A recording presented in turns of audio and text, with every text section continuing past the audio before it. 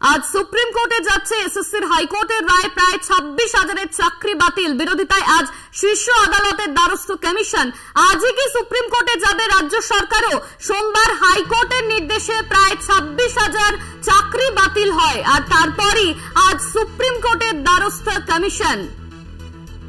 এই নিয়ে আমরা বিস্তারিত জানবো। আমাদের সঙ্গে রয়েছেন আমাদের প্রতিনিধি শুভঙ্কর মন্ডল। শুভঙ্কর, গত সোমবার দিন হাইকোর্টের রায় প্রায় 25,000-এর চাকরি বাতিল হয়েছে, আর তাই নিয়ে আজকে কমিশন সুপ্রিম কোর্টের দ্বারস্থ হচ্ছে। ঠিক এই মুহূর্তে কি জানতে পারছো?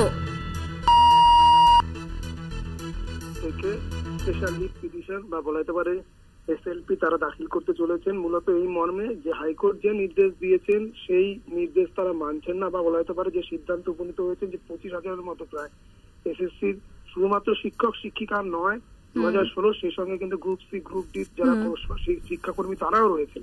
হয়তো এত সংখ্যক শিক্ষক শিক্ষাকর্মী কমে যাওয়া কিন্তু সত্যি চিন্তার ভাঁজ ফেলছে কমিশনের কপালে, এবং এই যে সিদ্ধান্ত সেই সিদ্ধান্ত তারা কিন্তু মানছেন না।